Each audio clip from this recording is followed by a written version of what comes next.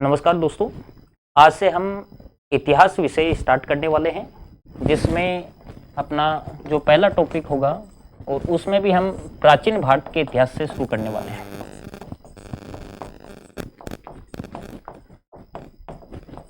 Topic start करने से पूर्व मैं आपको बता देना चाहता हूं कि हमारे इस सिलेबस में जो मुख्य मुख्य टॉपिक हैं उनके बारे में चर्चा करेंगे और उसमें भी हम इसके बारे में चर्चा करेंगे जिससे ज़्यादातर क्वेश्चन यहाँ से पिटअप हुए हैं।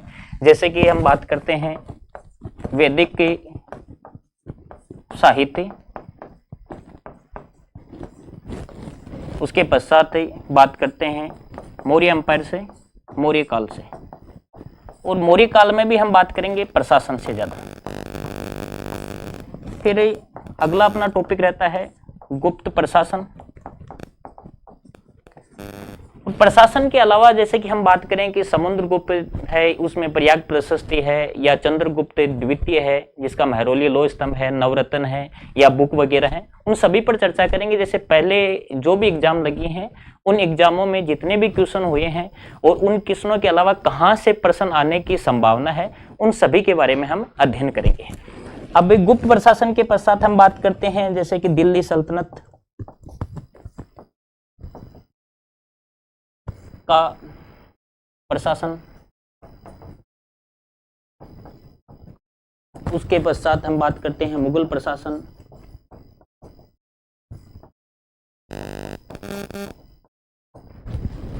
भक्ति सूफी मूवमेंट है बेटा, भक्ति और सूफी आंदोलन है, या फिर कोई विजयनगर बहमनी साम्राज्य से कोई क्वेश्चन जैसे आने की संभावना रहती है कृष्णदेवराय से, तो उसके बारे में हम सभी चीजों के बारे में अध्ययन करेंगे।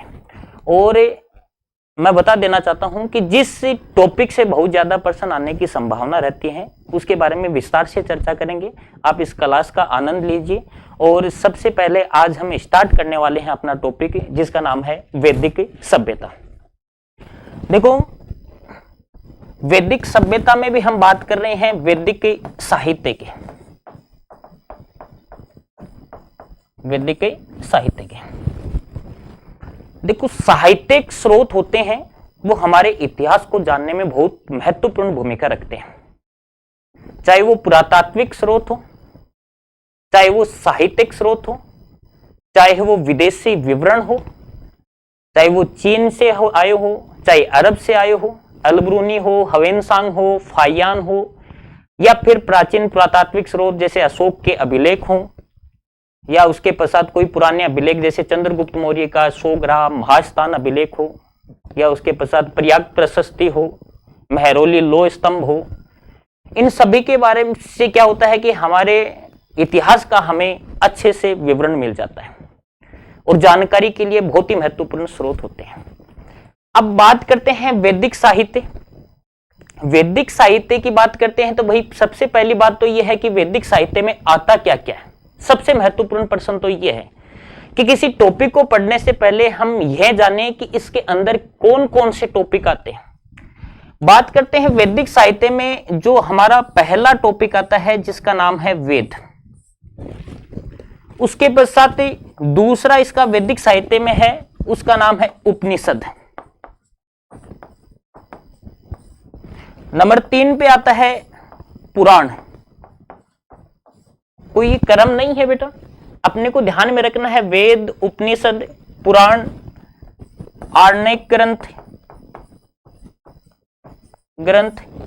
उसके पश्चात हम बात करते हैं वेदांग, ब्राह्मण ग्रंथ।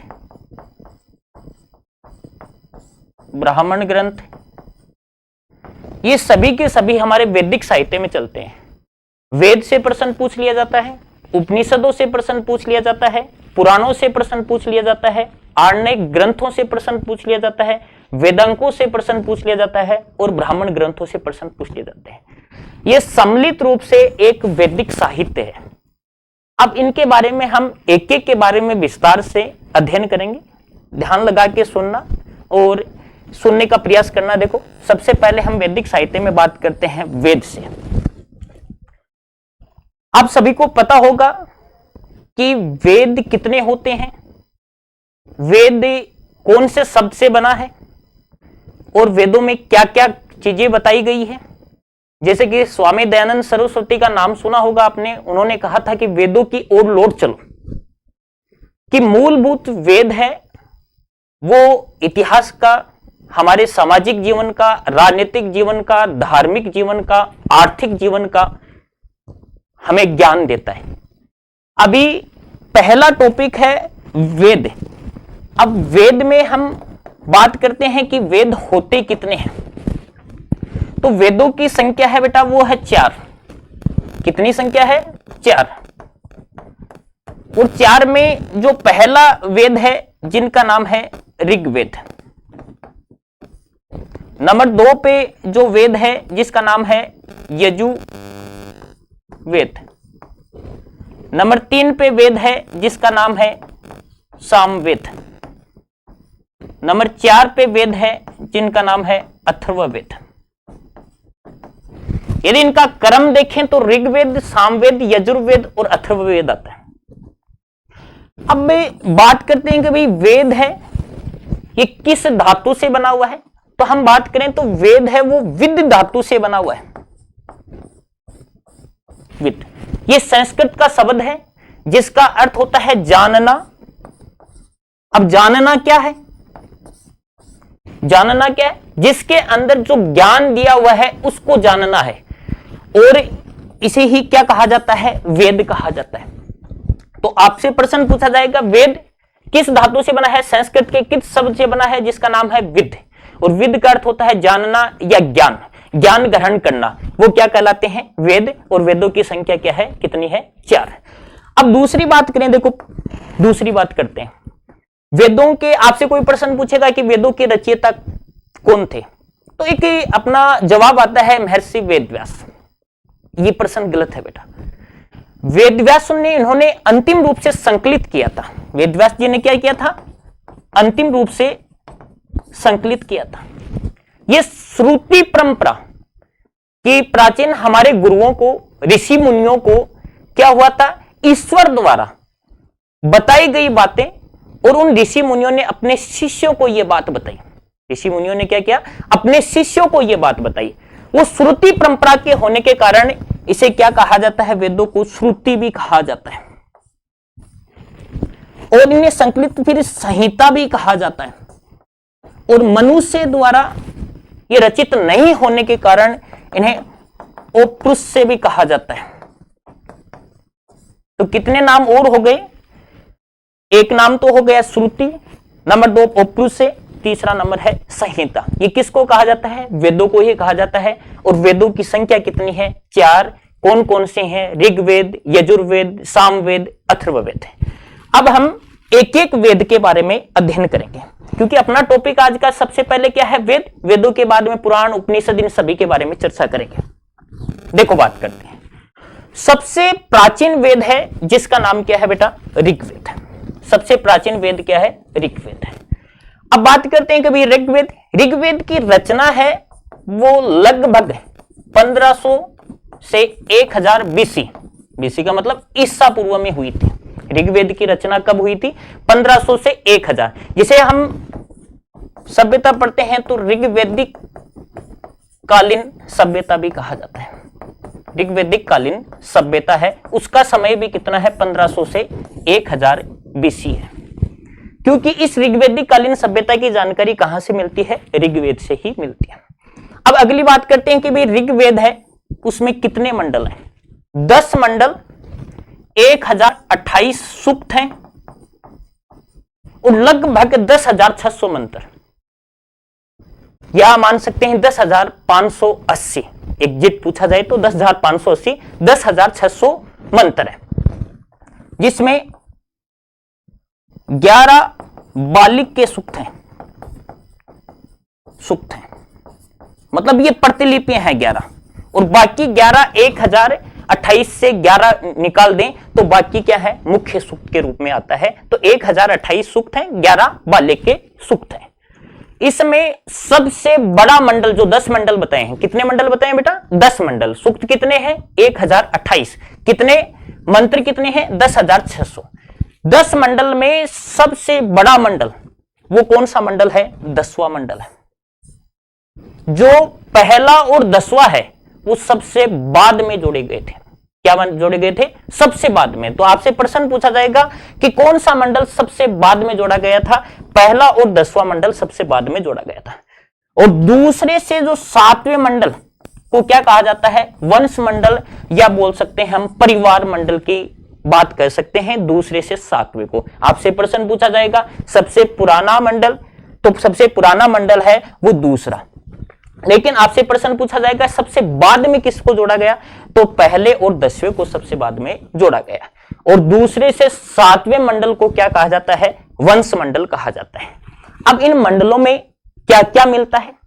कौन से मंडल किसको समर्पित है? क्योंकि हर मंडल किसी न किसी ऋषि को समर्पित है। हर मंडल किसी किसी ऋषि को समर्पित है। और इन मंडलों में क्या मिलती है? जानकारियां मिलती हैं। तो सबसे पहले बात करें हम तीसरे मंडल की। कौन से मंडल की? तीसरे मंडल की। और तीसरे मंडल में हमें मिलता है बेटा गायत्री मंत्र। सुना होगा आपने सभी ने, ओम भूर्भुवः स्वः तत्सवितुर्वरेण्यं वितुर्वरेण्यम भर्गो देवस्य धीमहि धियो यो न प्रचोदयात्। ओम शांति। ओम शांति मिलती है। तो ये गायत्री मंत्र है। ये गायत्री मंत्र ये किसको समर्पित है? ये गायत्री मंत्र सविता, सवित का मतलब होता है सूर्य। और किस में? तीसरे मंडल में। आपसे प्रश्न पूछा जाएगा कि ऋग्वेद के कौन से मंडल में गायत्री मंत्र का उल्लेख मिलता है? तो हमारा उत्तर यह होना चाहिए कि तीसरे मंडल में गायत्री मंत्र का क्या मिलता है? उल्लेख ही मिलता है। और ये किसको समर्पित है?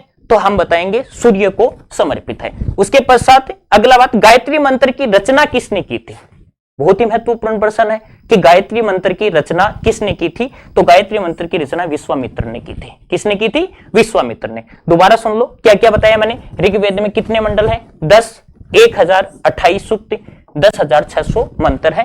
पहला और 10वां मंडल सबसे बाद में जोड़े गए। दूसरे से 7वें मंडल को क्या कहा जाता है? वंश मंडल कहा जाता है। गायत्री मंत्र का उल्लेख कौन से मंडल मिलता है? तीसरे में। किसको समर्पित है? सूर्य को समर्पित है। उसके पश्चात इसकी रचना किसने की थी? विश्वामित्र ने की थी। अगली बात, एक है 7वां मंडल। 7वें मंडल में एक युद्ध का उल्लेख मिलता है बेटा। किसका मिलता है? युद्ध का उल्लेख मिलता है। और युद्ध का नाम है बेटा दशराग्य युद्ध। कौन सा युद्ध है? दशराग्य युद्ध। अब बात करते हैं दशराग्य युद्ध क्या था। एक भ्रत जन होता था। जन तो जानते होंगे, छोटे छोटे कबीले होते थे। जब कबीले कबीले मिलते हैं तो क्या बनता है? जन बनता है। और जन जन बनते हैं तो क्या बनता है? जनपद। और अनेक जनपद मिलके फिर क्या बने थे? महाजनपद। सुना होगा सभी ने 16 महाजनपद, कभी इनके बारे में भी चर्चा करेंगे। 16 महाजनपद, शक्तिशाली मगध। तो भरत जन था और उसके एक राजा हुआ करते थे जिनका नाम था सुदास। कौन से युद्ध की बात कर रहे हैं? दशराग्य युद्ध। एक भरत जन था जिसका था राजा सुदास। और सुदास के पुरोहित थे विश्वामित्र। राजा सुदास ने विश्वामित्र को हटा दिया, इसको हटाया और हटा के एक नया बनाया। जिसका नया बनाया उसका नाम था वशिष्ठ। क्या नाम था बेटा? वशिष्ठ। अब विश्वामित्र ने क्या किया बेटा? 10 जनों का एक संघ बना लिया। विश्वामित्र ने क्या किया? 10 जनों का एक संघ बना लिया। क्योंकि इसको हटाया, इसका बदला लेने के लिए उसने एक संघ बनाया। अनु, यदु, दुहा, शिवी, पक्ता, विष्णिन, बलासिन, ऐसे 10 जनों का एक समूह बनाया। और किस पर आक्रमण कर दिया? सुदास पर अटैक कर दिया। सुदास पर अटैक किया। सुदास पर अटैक किया, लेकिन इस युद्ध में सुदास से जीत जाता है। सुदास से जीत जाता है। ऐसा बताया जाता है कि इस युद्ध में सुदास की सहायता इंद्र ने भी की थी, क्योंकि वैदिक काल में इंद्र वर्षा का देवता था। उस इंद्र ने भी, इंद्र को पुरंदर भी कहा गया है। इंद्र को क्या कहा है? पुरंदर भी, दुर्गों को तोड़ने वाला। उसने भी इसकी सहायता की थी। इस युद्ध की जानकारी ऋग्वेद के कौन से मंडल में मिलती है? प्रश्न पूछ लिया जाता है। पहला प्रश्न तो दशराग्य युद्ध किन किन के मध्य हुआ? राजा सुदास और 10 जन समूह के बीच में, जिसमें विजय कौन हुआ? सुदास हुआ। और इसकी जानकारी हमें कहां से मिलती है बेटा? ऋग्वेद के 7वें मंडल से। इसमें एक प्रश्न और पूछा जाता है बेटा, और वो प्रश्न पूछा जाता है कि यह युद्ध कौन सी नदी के किनारे लड़ा गया? क्या प्रश्न पूछा जाएगा कि दशराग्य युद्ध कौन सी नदी के किनारे लड़ा गया था? तो हम बताएंगे रावी। लेकिन एक प्रश्न और पूछ लिया जाएगा इसी के अंदर से, और वो प्रश्न क्या होगा कि रावी नदी को वैदिक संहिता या वैदिक काल में किस नाम से जाना जाता था? परशुनी नदी के भी नाम से जाना जाता था। कौन सी? परशुनी नदी के नाम से भी इसी नदी को जाना जाता था। तो कितने प्रश्न हो गए? दसरा की युद्ध, जानकारी कहां से? ऋग्वेद के 7वें मंडल से। किस किस के मध्य? राजा सुदास और विश्वामित्र के साथ संघ है, और उसके पश्चात जीता कौन? सुदास। कहां से जानकारी मिलती है? ऋग्वेद के 7वें मंडल से। कौन सी नदी के किनारे? रावी नदी के किनारे। और रावी नदी को क्या कहा जाता है? परशुनी नदी भी कहा जाता है। ठीक है, क्लियर आपका? उसके पश्चात अगली बात करते हैं। देखो दे रखा है राजा सुदास, पुरोहित वशिष्ठ और पुरोहित विश्वामित्र। मैंने पूरी बात बता दी है आपको। फिर अगली बात आती है 8वें मंडल। इसका कौन सा है? 8वें मंडल, जिसमें मैंने कुछ नाम लिख रखे हैं, जैसे गोसा, सिकता, अपाला, विश्वरा, कसावर्ती, लोपामुद्रा जैसी ऋषि महिलाओं होने का नाम मिलता है। जैसे वैदिक काल में महिलाओं के बारे में पढ़ते हैं, तो महिलाओं में ऋग्वैदिक काल में महिलाओं की स्थिति अच्छी थी, उसे पढ़ने का अधिकार था, और ये विदुषी महिलाएं हैं बेटा। और इन विदुषी महिलाओं का उल्लेख ऋग्वेद के कौन से मंडल में मिलता है? तो 8वें मंडल में मिलता है। 9वां मंडल, एक देवता है बेटा, और देवता का नाम है सोम। कौन सा देवता है? सोम। पेय पदार्थ का देवता बोलते हैं। कौन सा? पेय पदार्थ का देवता बोला जाता है। उसमें ऋग्वेद का 9वां मंडल सोम देवता को समर्पित है। काफी बार प्रश्न पूछा भी गया है कि ऋग्वेद का 9वां मंडल किसको समर्पित है? तो सोम को। या प्रश्न पूछा जाए सोम देवता को ऋग्वेद का कौन सा मंडल समर्पित है? तो हम बताएंगे 9वां मंडल समर्पित है। 10वें मंडल के पुरुष सूक्त में शूद्र शब्द का उल्लेख मिलता है। अब देखो इसके बारे में भी थोड़ी सी चर्चा कर लेते हैं। इसके बारे में चर्चा करते हैं कि बात यह बताई गई है कि भाई 10वें मंडल में शूद्र का उल्लेख मिलता है। देखो क्या मिलता है 10वें मंडल में? 10वें मंडल में बताया गया है कि एक विराट पुरुष थे। क्या थे बेटा? विराट पुरुष। बन गया जैसा बना है वैसा। विराट पुरुष थे, और इस विराट पुरुष के 4 अंगों से 4 वर्णों की उत्पत्ति हुई। कितने? 4 अंगों से 4 वर्णों की उत्पत्ति हुई। मस्तिष्क से जो जन्मा जिसका नाम था ब्राह्मण, भुजाओं से जन्मा जिसका नाम था क्षत्रिय, जांघों से जन्मा जिसका नाम था वैश्य, और पैरों से जो जन्मा जिसका नाम था शूद्र। कहां से जानकारी मिलती है? ऋग्वेद के 10वें मंडल से। 4 वर्णों की वर्ण व्यवस्था की सर्वप्रथम जानकारी ऋग्वेद के 10वें मंडल से मिलती है। प्रश्न पूछा जाएगा कि वर्ण व्यवस्था की जानकारी ऋग्वेद के कौन से मंडल से मिलती है? तो हम बताएंगे 10वें मंडल से मिलती है कि एक विराट पुरुष था, और विराट पुरुष के 4 अंगों से 4 वर्णों की उत्पत्ति हुई। मस्तिष्क से ब्राह्मण, भुजाओं से क्षत्रिय, और जांघों से वैश्य, पैरों से शूद्र। अब इसमें बात करते हैं ब्राह्मण। उस समय ब्राह्मण का कार्य क्या था? ब्राह्मण का कार्य था ज्ञान देना और पढ़ाई करना। उसके बाद क्षत्रिय रक्षा करना, वैश्य उत्पादन, शूद्र तीनों वर्णों की सेवा करना। अब इसमें बात करते हैं, ये वर्ण व्यवस्था है बेटा। एक चीज आपको बहुत ही ध्यान रखनी है, वर्ण व्यवस्था है, यह वर्ण व्यवस्था बेटा कर्म आधारित थी, जन्म आधारित नहीं थी। ये चीज आपको ध्यान में रखना। वर्ण व्यवस्था क्या थी? कर्म आधारित थी, जन्म आधारित नहीं थी। क्यों? मैं इसका एक एग्जाम्पल देता हूं आपको, ध्यान से सुनना। एग्जाम्पल है ऋग्वेद के 9वें मंडल में। एग्जाम्पल कहां पे है? ऋग्वेद के 9वें मंडल में। एक व्यक्ति है, वो कहता है मैं कवि हूं, मेरे पिता वेद हैं, और मेरी मां अन्न पीसने वाली है। क्या कहता है एक व्यक्ति?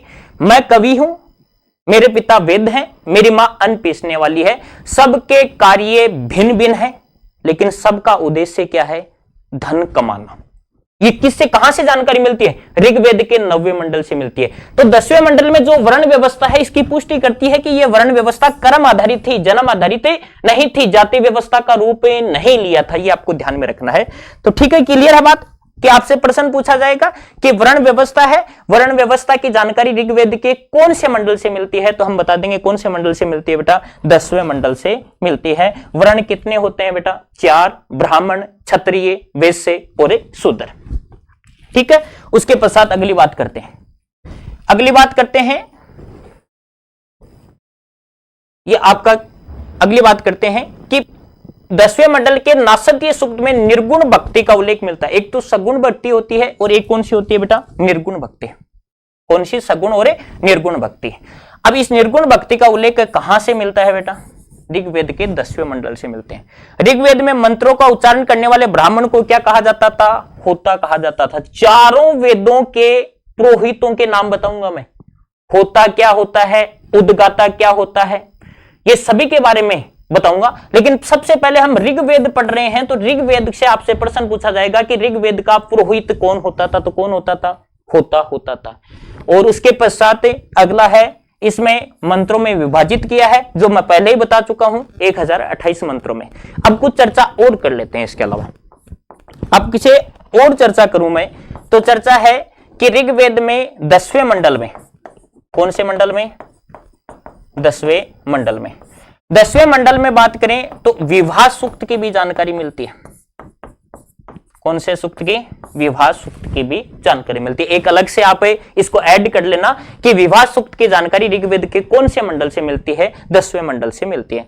और आपसे प्रश्न पूछा जाए, ऊंट का सर्वप्रथम उल्लेख, ऊंट का सर्वप्रथम उल्लेख भी कहां से मिलता है? कहां से मिलता है? ऋग्वेद से ही मिलता है। आपसे प्रश्न पूछा जाए, लक्ष्मी का सर्वप्रथम उल्लेख कहां से मिलता है? लक्ष्मी का, तो वो भी कहां से मिलता है? यहीं से मिलता है, ऋग्वेद से ही मिलता है। उसके पश्चात आपसे इंद्र महाभिषेक, इंद्र महाभिषेक का उल्लेख भी कहां से मिलता है? तो ऋग्वेद से ही मिलता है। बहुत सी बातें हो गई। तो क्या क्या बातें की? मोस्ट बातों के बारे में रिवीजन करें तो हम तो देखो, एक बार देख लो, ऋग्वेद में कितने मंडल हैं? 10 मंडल, 1028 सूक्त हैं, 10,600 मंत्र हैं। उसके पश्चात और हमने चर्चा की है उसमें कि आपको तीसरे मंडल में गायत्री मंत्र का उल्लेख मिलता है। उसके बाद में और चर्चा करें हम कि किसको समर्पित है? सविता को समर्पित है, सविर्त सूर्य को समर्पित है। सूर्य के पश्चात विश्वामित्र ने इसकी रचना की थी। 8वें मंडल में कुछ विदुषी महिलाओं के मैंने नाम बताई हैं। 9वें मंडल में हमने सोम देवता के बारे में उल्लेख किया है। उसके बाद 10वें मंडल में वर्ण व्यवस्था के बारे में उल्लेख मिलता है। उसके बाद में 10वें मंडल में मैंने पुरुष सूक्त के बारे में बताया है। और 10वें मंडल में याद रखना चाहो तो रख लेना, नदी सूक्त का भी उल्लेख मिलता है। नदी सूक्त, और नदी सूक्तों में यहां पर सर्वाधिक जिस नदी का उल्लेख मिलता है ऋग्वेद में, जिसका नाम है बेटा सिंधु, और सबसे प्रिय नदी थी जिसका नाम था सरस्वती। कभी भी आपसे पूछ लिया जाए, सबसे ज्यादा उल्लेख सिंधु, सबसे प्रिय नदी सरस्वती, क्योंकि सरस्वती नदी को नदित में, देवित में, अम्बित में कहा गया है। नदियों की मां, देवताओं की मां, जगत की मां, वो भी हमें कहां से मिलता है? ऋग्वेद से ही मिलता है। अब अगला अपना वेद है, पहला नंबर वेद कंप्लीट, ओके। अब अगला अपना वेद है जिसका नाम है यजुर्वेद। एकमात्र वेद जो 2 पार्टों में डिवाइड है, एकमात्र वेद। एक पक्ष कौन सा है? कर्षण पक्ष, और एक कौन सा है? शुक्ल। कर्षण यजुर्वेद और शुक्ल यजुर्वेद भी कहा जाता है। आपसे प्रश्न पूछा जाएगा कि वह वेद जो 2 भागों में डिवाइड है उसका क्या नाम है? ऋग्वेद, सामवेद, यजुर्वेद, अथर्ववेद। तो अपना उत्तर ये होना चाहिए, कौन सा है? यजुर्वेद है। ये वेद गद्य और पद्य दोनों में लिखा हुआ है। अब एक चीज ये भी ध्यान में रखना, शुक्ल यजुर्वेद को वाजसनेयी संहिता कहा जाता है। याज्ञवल्क्य के पुत्र थे वाजसेन, उनके प्रथम दृष्टा थे, इसलिए इसे क्या कहा जाता है? वाजसनेयी संहिता भी कहा जाता है। तो शुक्ल यजुर्वेद को क्या कहा जाता है? वाजसनेयी संहिता भी कहा जाता है। ये वेद किस में लिखा हुआ है बेटा? गद्य और पद्य में लिखा हुआ है। ये इसमें यज्ञ की विधियों का उल्लेख है कि यज्ञ कैसे किया जाएगा।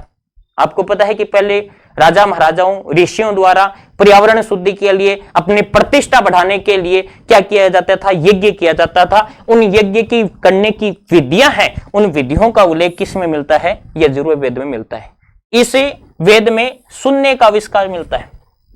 किसका? शून्य का आविष्कार, शून्य का है उल्लेख भी कहां से मिलता है? इसी वेद में। मंत्र का उच्चारण करता था उसे अध्रुवे कहा जाता था। जैसे ऋग्वेद में होता बताया था, इसमें कौन होता था? अध्रुवे होता था। और उपवेद कौन सा है? धनुर्वेद है। उपवेद कौन सा है? धनुर्वेद। आपसे देखो प्रश्न पूछा जाए कि ऋग्वेद का उपवेद कौन सा है? ऋग्वेद का उपवेद है आयुर्वेद, और यजुर्वेद का उपवेद कौन सा है? धनुर्वेद। चारों के उपवेद हैं, ऋग्वेद का आयुर्वेद, यजुर्वेद का धनुर्वेद, और सामवेद का गंधर्व वेद, और अथर्ववेद का शिल्पवेद। 4 वेद और 4 ही उपवेद है। कौन कौन से? ऋग्वेद का आयुर्वेद, उसके बाद यजुर्वेद का धनुर्वेद, सामवेद का गंधर्ववेद और अथर्ववेद का शिल्पवेद है। ठीक है, तो क्लियर। यजुर्वेद कितने भागों में? 2 भागों में। कौन कौन सा? कर्षण और शुक्ल पक्ष। शुक्ल पक्ष को क्या कहा जाता था? वाजनेयी संहिता भी कहा जाता। गद्य और पद्य में कौन सा वेद लिखा गया है? यजुर्वेद लिखा गया। शून्य का सर्वप्रथम उल्लेख कहां से मिलता है? यजुर्वेद में। मंत्र उच्चारण करने वाला कौन था? तो अधुर्वेद था। उसके बाद उपवेद कौन सा था? धनुर्वेद था। तो तीसरे नंबर पर वेद है जिसका नाम क्या है? सामवेद। संगीत का प्राचीनतम स्रोत, ये मान सकते हैं संगीत की पुस्तक है। संगीत की प्राचीनतम पुस्तक कौन सी है? सामवेद। वैदिक मंत्रों के उच्चारण को बताया गया है उच्च स्वर में गाए जाते थे। जैसे ये पुरोहित वगैरह यज्ञ करते थे और यज्ञ के साथ जो गायन करते थे, जो मंत्रों का उच्चारण करते थे, उनकी जानकारी हमें कहां से मिलती है? सामवेद से मिलती है। भगवान कृष्ण का प्रिय वेद कौन सा था? कभी पूछा नहीं गया है ऐसा प्रश्न, फिर भी याद रखने के लिए आप याद रख लेना। भगवान कृष्ण का प्रिय वेद कौन सा है? सामवेद। मंत्रों का उच्चारण करने वाला कौन होता था? उद्गाता। एक तो अपने होता आ गया है, आया है कि नहीं आया? होता ऋग्वेद में आया है, अध्रुव आ गया है, और अब कौन सा आ गया है? उद्गाता। और उपवेद में पहले बता चुका हूं, इसका कौन सा है? गंधर्ववेद। तो 3 या 4 चीजें याद रखनी है। आपसे प्रश्न पूछा जाएगा संगीत से संबंधित वेद कौन सा है, तो हम बता देंगे कौन सा है? सामवेद। उसके बाद में इसको भगवान कृष्ण का प्रिय वेद कहा गया है। मंत्रों का उच्चारण करने वाला कौन था? उद्गाता। और उपवेद कौन सा है? गंधर्ववेद। नंबर 4 पे कौन सा वेद है? अथर्ववेद। अथर्ववादी ये भौतिकवादी वेद है, भौतिकवादी वेद है तथा साथ ही सबसे अंतिम 4थे नंबर पर जिसकी रचना हुई थी उसका नाम क्या था? अथर्ववेद था। इसीलिए तो इसे त्रयी से बाहर रखा गया है। त्रयी में ऋग्वेद, यजुर्वेद, सामवेद ही सम्मिलित है, अथर्ववेद त्रयी में नहीं है। ये किससे संबंधित है? जादू, टोने, टोटके का उल्लेख मिलता है। अरे करते हैं बाबा जी के पास जाके, उससे पूछते हैं कि गाय के क्या करवा दिया, भैंस के क्या करवा दिया। वो जादू, टोने, टोटके का उल्लेख कहां से मिलता है? इसी में मिलता है। चिकित्सा की पद्धतियां और औषधियों का उल्लेख भी कहां से मिलता है? इसी से मिलता है। चिकित्सा की जितने भी बाद में जो आयुर्वेद ग्रंथ लिखे गए, यहाँ का प्राचीनतम उल्लेख है, इसी में मिलता है। उसके बाद मंत्रों का उच्चारण करने वाला कौन होता था बेटा? बर्मा। चारों के अलग अलग आए हैं। सामवेद का इससे पहले वाले का उद्गाता आया था, इसका कौन है? बर्मा। और उपवेद में पहले ही करवा चुका हूं, कौन सा है? शिल्पवेद। क्या बात बताइए? अथर्ववेद एक भौतिकवादी वेद है। इसमें जादू, टोने, टोटके का उल्लेख मिलता है, चिकित्सा पद्धतियां और औषधियों का उल्लेख मिलता है। मंत्रों का उच्चारण करने वाले को क्या कहा गया है? बर्मा। और उपवेद कौन सा है बेटा? शिल्पवेद है। ये आपके 4 वेद हो गए। कौन कौन से? ऋग्वेद, सामवेद, यजुर्वेद और अथर्ववेद। अब अगला हम वैदिक साहित्य में बात करते हैं, जिसमें कौन से आते हैं? ब्राह्मण साहित्य। कौन सा साहित्य आता है? ब्राह्मण। और ब्राह्मण साहित्य में बात करते हैं, इसमें राज करने की विधियों का उल्लेख है ब्राह्मण साहित्य में। जैसे अलग अलग ब्राह्मण ग्रंथ है, ऐत्रेय है, तैत्रेय है, कौस्तिकी है, शतपथ ब्राह्मण ग्रंथ है। तो अलग अलग ब्राह्मण ग्रंथ है। इन ब्राह्मण साहित्य में देखो, इसमें राज करने की विधियों का उल्लेख है। ये गद्य पद्य दोनों में लिखे गए। ऋग्वेद का ब्राह्मण ग्रंथ है, ऐत्रेय और कौस्तिकी। चारों वेदों के अलग अलग ब्राह्मण ग्रंथ है। कौन सा? ऐत्रेय और कौस्तिकी। ऐत्रेय बहुत महत्वपूर्ण ब्राह्मण ग्रंथ है। ऐत्रेय ब्राह्मण ग्रंथ में राज्याभिषेक संबंधी जानकारी मिलती है। राज्याभिषेक संबंधी जानकारी मिलती है कि राजा का राज्याभिषेक किस प्रकार होगा, वो पूरी की पूरी जानकारी ऐत्रेय ब्राह्मण में मिलती है। तो ये आपको ध्यान में रखना है कि राज्याभिषेक संबंधी जानकारी कहां से मिलती है? ऐत्रेय ब्राह्मण ग्रंथ। और ऐत्रेय ब्राह्मण ग्रंथ है वो कौन से वेद का है? तो हम बता देंगे ऋग्वेद का है। देखो, आरण्यक ग्रंथ भी ऋग्वेद का ऐत्रेय और कौस्तिकी है। और उसके बाद में उपनिषदों में बात करें तो ऐत्रेय और कौस्तिकी है। तो ये आपको ध्यान में रखना है। यजुर्वेद का है शतपथ ब्राह्मण ग्रंथ और तैत्तिरीय ब्राह्मण ग्रंथ। कौन सा? शतपथ ब्राह्मण ग्रंथ और तैत्तिरीय ब्राह्मण ग्रंथ। देखो, शतपथ ब्राह्मण ग्रंथ में एक महत्वपूर्ण बात बताता हूं। किसका है? पहले तो ये बात सुनो, यजुर्वेद का। और शतपथ ब्राह्मण ग्रंथ में जैसे हम ऋग्वेदिक काल से आगे जाते हैं तो उत्तरवैदिक काल में आता है। और उत्तरवैदिक काल में यह बताया जाता है कि आर्यों का जो साम्राज्य विस्तार था वो बढ़ गया था। गंगा, यमुना नदी या बिहार, गंडक जैसे सादा नीरा नदी होती वहां तक फैल गया था। इसकी जानकारी हमें शतपथ ब्राह्मण ग्रंथ में ही मिलती है। कैसे? शतपथ ब्राह्मण ग्रंथ में मिलता है कि एक ऋषि हुआ करते थे, अगस्त्य ऋषि, और अपने पुरोहित, कौन से ऋषि हुआ करते थे? अगस्त्य ऋषि, और अपने पुरोहित गौतम राहु गण को साथ लेकर मुंह में आग धारण करके जंगल को जलाते हुए गए, लेकिन गंडक, सादानीरा नदी, बिहार, वहां नहीं, गंडक नदी को नहीं जला पाए। इसलिए आर्यों का भौगोलिक विस्तार ऋग्वेद काल से, ऋग्वेद काल में सप्त छंदो प्रदेश था और उत्तर वैदिक काल में कहां तक फैल गया था? बिहार तक फैल गया था। यह जानकारी कहां से मिलती है? शतपथ ब्राह्मण ग्रंथ से मिलती है। फिर सामवेद का है 25 ब्राह्मण ग्रंथ और 26 ब्राह्मण ग्रंथ और जेमिनीय ब्राह्मण ग्रंथ, और अथर्ववेद है लास्ट, इसका गोपत ब्राह्मण ग्रंथ। तो आपसे 4 हैं, चारों को क्या करेगा? सुमेलित करवा लेगा। कैसे भी पूछ लेगा कि ऋग्वेद का ब्राह्मण ग्रंथ कौन सा है, तो क्या बताएंगे? ऐत्रेय और कौशिकी। यजुर्वेद का ब्राह्मण ग्रंथ कौन सा है? शतपथ ब्राह्मण ग्रंथ और तैत्तिरीय ब्राह्मण ग्रंथ। यजुर्वेद का ब्राह्मण ग्रंथ कौन सा है? शतपथ ब्राह्मण ग्रंथ और तैत्तिरीय ब्राह्मण ग्रंथ। और सामदेव का ब्राह्मण ग्रंथ कौन सा है? 25, 26 और जेमिनी। और अथर्ववेद का ब्राह्मण ग्रंथ कौन सा है? गोपते ब्राह्मण ग्रंथ है। 2 टॉपिक हो गए अपने। तीसरे के बारे में चर्चा करते हैं। तीसरा है बेटा आरण्यक ग्रंथ। आरण्यक का मतलब जिन ग्रंथों की रचना वनों में हुई उन्हें आरण्यक ग्रंथ कहलाते हैं।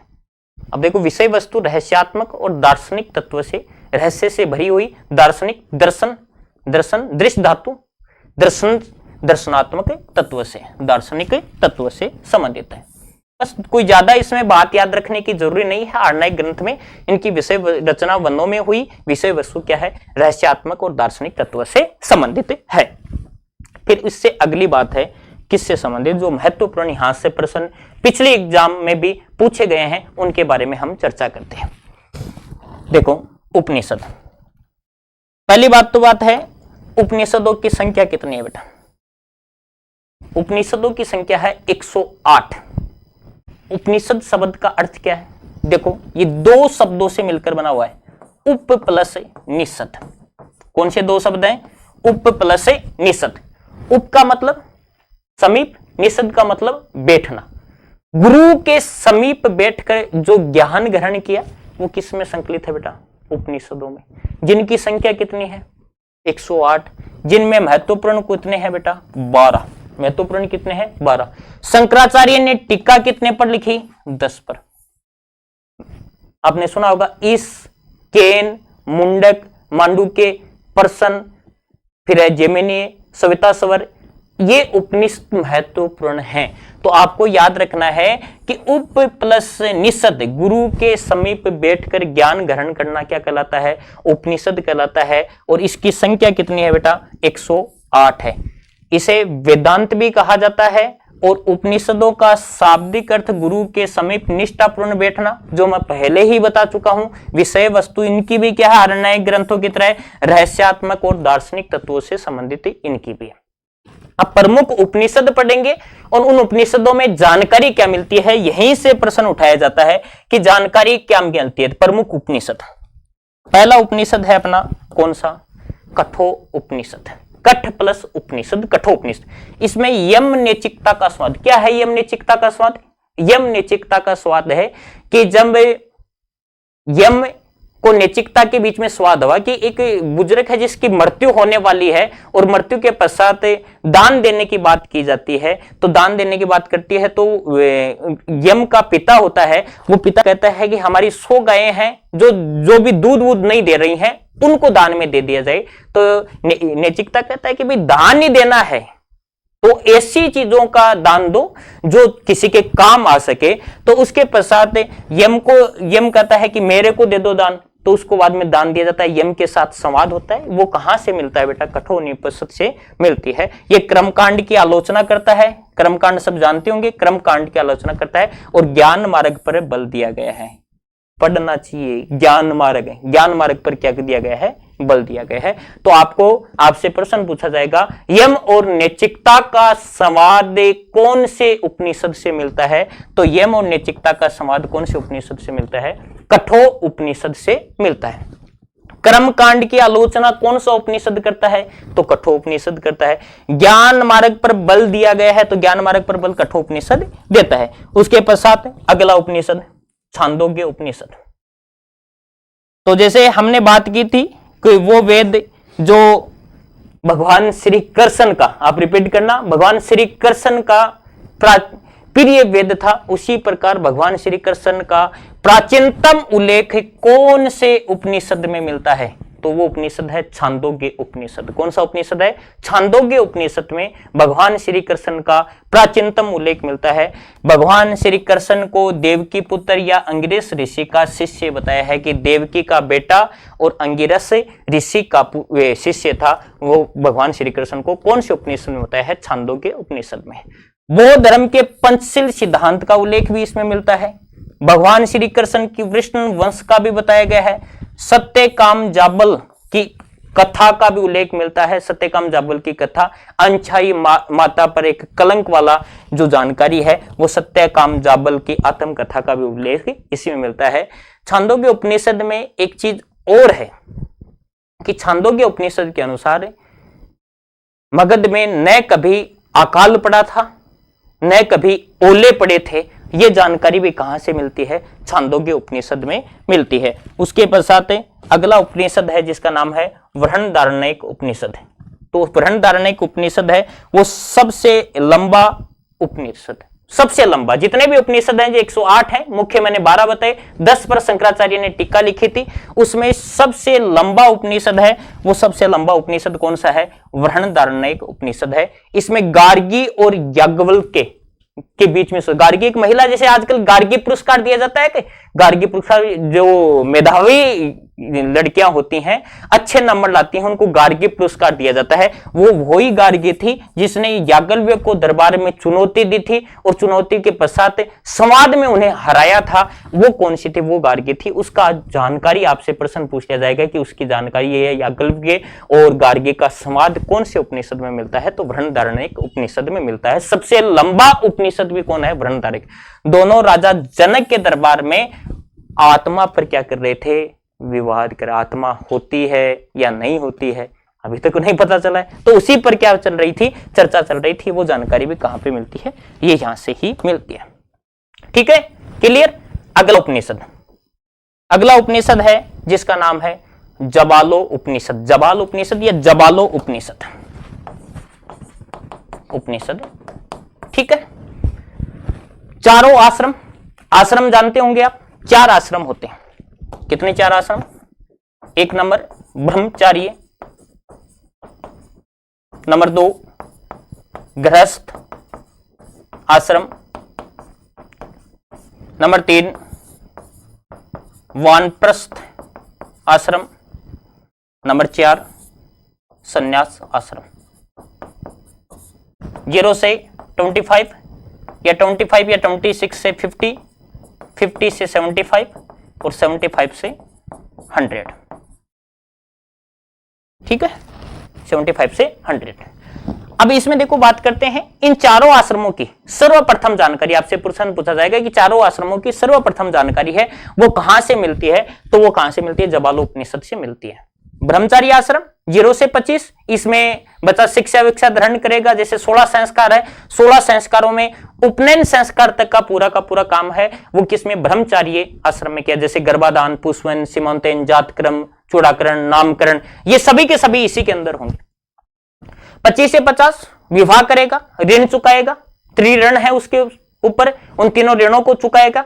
उसके बाद में संन्यास आश्रम में वो क्या है कि ज्ञान के मार्ग पे चलेगा और वो क्या दान पुण्य करेगा। संन्यास आश्रम जो लास्ट हो जाएगा, और उसके पश्चात वानप्रस्थ आश्रम जो बीच का तीसरा नंबर का रहता है उसमें भी वो सेवा भाव से कार्य करेगा। ये 4 आश्रम है।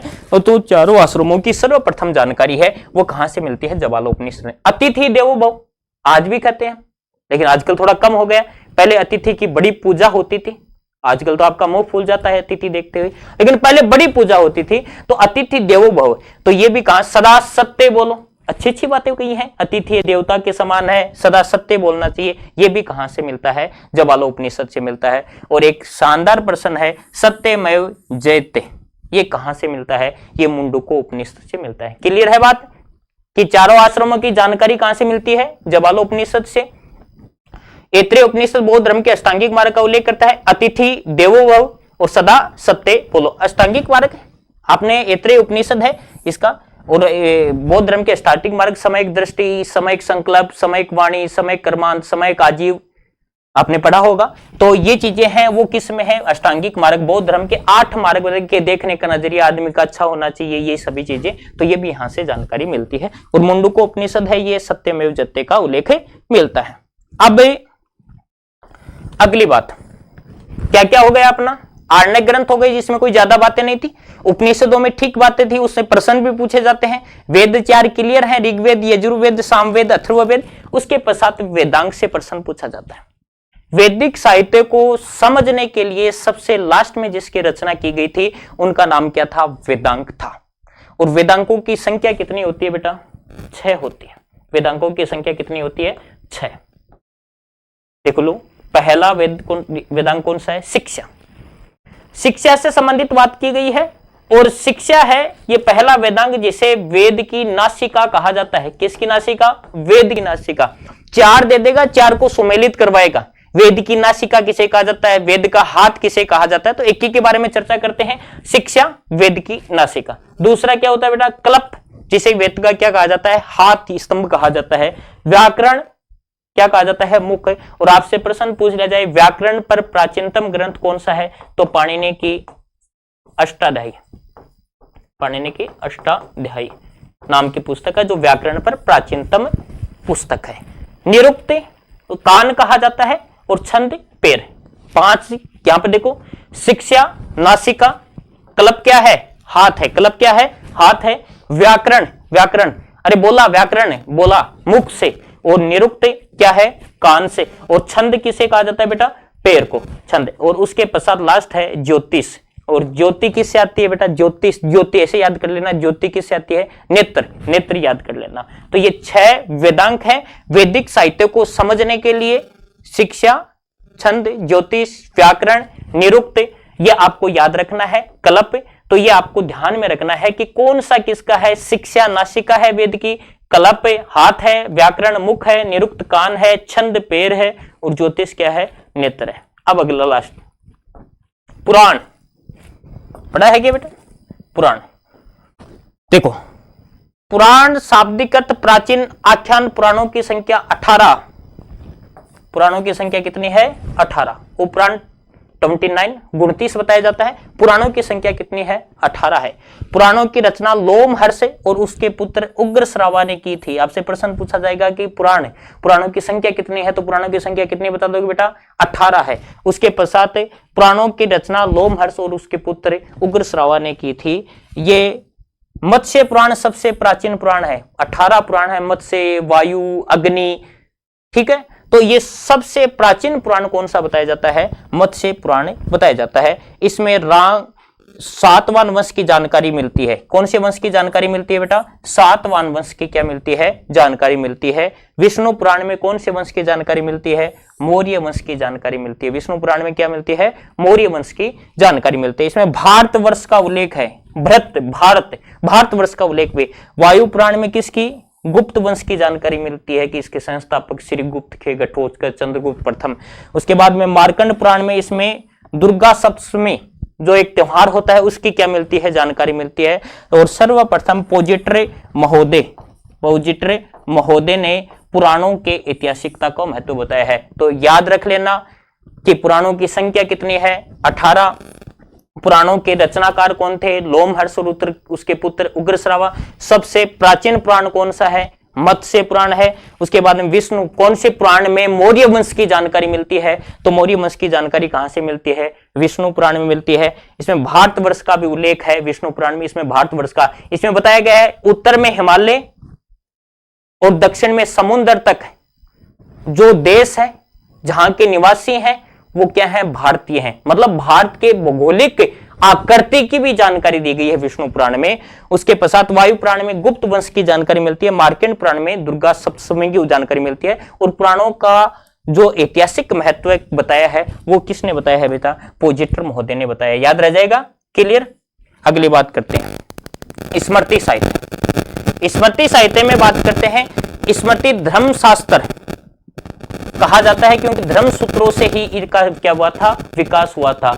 इस स्मृति है, स्मृति साहित्य में स्मृति धर्मशास्त्र को कहा जाता है क्योंकि धर्म सूत्रों से ही इनका क्या हुआ था, विकास हुआ था। इसमें सबसे पहली स्मृति है जिसका नाम है मनुस्मृति। सबने आपने सुना होगा मनुस्मृति, जो प्राचीनतम स्मृति है। मनुस्मृति क्या है, प्राचीनतम स्मृति है जिसमें हमारे समाज की और आर्थिक की सभी चीजों की क्या मिलती है, जानकारी मिलती है। इसमें सामाजिक नियमों का उल्लेख मिलता है, समाज की सामाजिक नियमों का क्या मिलता है, उल्लेख मिलता है। जर्मन दार्शनिक नीत्शे ने कहा है कि बाइबल को जला दो और मनुस्मृति को अपना लो। एक जर्मन का दार्शनिक था, दार्शनिक जिसका नाम क्या था बेटा, नीत्शे। दार्शनिक का नाम क्या था, नीत्शे। और नीत्शे ने कहा था कि बाइबल को तो जला दो और मनुस्मृति को अपना लो। तो बात क्या की हमने अब तक, क्या बात की है, मनुस्मृति। मनुस्मृति है, स्मृति धर्मशास्त्र कहा जाता है क्योंकि इसकी रचना धर्मशास्त्रों से इसका विकास हुआ है। पहली मनुस्मृति कौन सी स्मृति है, मनुस्मृति।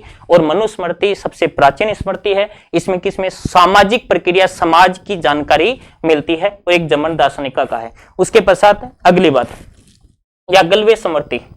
याज्ञवल्क्य स्मृति पर कुछ टीकाकार थे उनके, वहां से जानकारी, मूलभूत से नहीं, टीकाकार, उन पर कुछ टीकाएं लिखी गई थी, उनके नाम याद रखना है। काफी बार पूछा जा चुका है कि फलाना फलाना फलाना किसका टीकाकार है। तो मैं आपको बता देता हूं कि विश्वरूप और विज्ञानेश्वर और प्राक, ये तीनों नाम याद रखने ना। क्या क्या रखना है, विश्वरूप, विज्ञानेश्वर और अपराग। ये किसके टीकाकार थे बेटा, याज्ञवल्क्य स्मृति के टीकाकार थे। कौन सी स्मृति के, याज्ञवल्क्य स्मृति के टीकाकार थे। उसके पश्चात अगली बात करें, नारद स्मृति। दासों की मुक्ति का उल्लेख कौन सी स्मृति में मिलता है, कि दास को मुक्त करना है, क्योंकि इसमें 15 प्रकार के दासों का भी उल्लेख मिलता है। कितने प्रकार के दासों का उल्लेख है, गुप्तोत्तरकालीन समाज पढ़ते हैं, वहां पे जानकारी मिलती है कि 15 प्रकार के दासों का उल्लेख करता है नारद स्मृति, लेकिन इनकी मुक्ति का भी उल्लेख करता है। पहले प्राचीन भारत में या विदेशों में, भारत में अच्छी थी, दासों की स्थिति इतनी बुरी नहीं थी जैसे यूनान के बजाय, क्योंकि मेगस्थनीज तो भारत में दास प्रथा का उल्लेख ही नहीं करता है। क्यों नहीं करता है, क्यों भारत के दासों को वहां के दासों की तुलना ही नहीं कर पाया, वो देख ही नहीं पाया कि भारत में दास प्रथा है भी क्या। लेकिन इस नारद स्मृति में दासों की मुक्ति का जो विधान है, किस प्रकार दासों को मुक्त किया जा सकता है, उसकी हमें क्या मिलती है, जानकारी मिलती है। कात्यायन, इसमें आर्थिक गतिविधियों का उल्लेख मिलता है। आर्थिक गतिविधियां हैं जिसमें कात्यायन स्मृति में इसकी क्या मिलती है बेटा, जानकारी मिलती है। तो हमने कितनी स्मृति की है, 4। पहली कौन सी की है, मनुस्मृति, सबसे प्राचीन स्मृति। सामाजिक नियमों से संबंधित इसमें क्या मिलती है, जानकारी मिलती है। और जर्मनिक दार्शनिक नीत्शे ने क्या कहा था कि बाइबल को जला दो और किसको अपना लो, मनुस्मृति को अपना लो। फिर याज्ञवल्क्य स्मृति है, इसके टीकाकार याद रखने हैं आपको, विश्वरूप, विज्ञानेश्वर और अपराग का नाम याद रखना है। और नारद स्मृति कितने प्रकार के दासों का, 15 प्रकार के दासों का। दासों की मुक्ति का विधान कौन सी स्मृति में मिलता है, तो हम बताएंगे कौन सी स्मृति में मिलता है, नारद स्मृति में मिलता है। कात्यायन, इसमें आर्थिक गतिविधियों का भी क्या मिलता है, उल्लेख मिलता है। उसके पश्चात लास्ट पॉइंट है अपना महाकाव्य। महाकाव्य से प्रश्न तो कम ही पूछा जाता है, फिर भी पूछ लिया जाए तो महाकाव्य कितने बेटा, 2 हैं। एक का नाम क्या है, महाभारत, एक का नाम क्या है, महाभारत, और एक का नाम क्या है, रामायण। तो महाभारत की रचना किसने की थी, शायद मेरे अंदाज से ये बात तो सबको पता होगी कि महर्षि वेदव्यास जी ने महाभारत की क्या की थी, रचना की थी। अब 3 चीजें हैं जो महत्वपूर्ण है, आपको कभी पूछ ली जाए तो 8800 प्रारंभ में इसमें क्या थी, श्लोक थे, जिस समय क्या कहा जाता, जय संहिता कहा जाता था। और 24,000 हो गए तो भारत, और 1 लाख होने पर महाभारत कहा जाता है। और इसका सर्वप्रथम उल्लेख कहां से मिलता है, आश्वलायन ग्रह सूत्र से मिलता है। आश्वलायन ग्रह सूत्र है, वहां से महाभारत का सर्वप्रथम उल्लेख मिलता है। और इस महाभारत की अंतिम रूप से रचना कौन से काल में हुई थी, कभी पूछ लिया जाए आपको तो गुप्त काल में हुई थी। दोबारा सुनने का प्रयास करना, महाभारत, इसकी रचना महर्षि वेदव्यास जी ने की थी। इसमें प्रारंभ में कितने श्लोक थे, प्रारंभ में इसमें 8800 श्लोक थे, उस समय इसका नाम क्या था, जय संहिता। फिर 24,000, वर्तमान में कितने हैं, लाख। अंतिम रूप से रचना किस काल में, गुप्त काल में हुई। और महाभारत का सर्वप्रथम उल्लेख कहां से मिलता है, तो कहां से मिलता है बेटा, आश्वलायन ग्रह सूत्र से मिलता है। उसके पश्चात अगली बात करते हैं रामायण। रामायण वाल्मीकि, रामायण के कौन थे रचयिता, वाल्मीकि, ठीक है। उसके बाद में अंतिम रूप से कौन से, इसका भी कौन से में, गुप्त काल में कितने कांड है बेटा, 7 कांड है। ये आपको ध्यान में रखना है कि रामायण के रचयिता कौन थे, वाल्मीकि, और महाभारत के रचयिता कौन थे, महर्षि वेदव्यास। अंतिम रूप से रचना कौन से काल में हुई थी, गुप्त काल में हुई थी। कितने कांड है, 7 कांड है। इस प्रकार आज का अपना टॉपिक वेद, उसके पश्चात हमने वेदांग भी पढ़ लिए, पुराण पढ़ लिए, उपनिषद पढ़ लिए, इन सभी पर चर्चा की है। आगे दूसरा टॉपिक लेके जल्दी आपके सामने आएंगे। बहुत बहुत धन्यवाद। जय हिंद, जय भारत।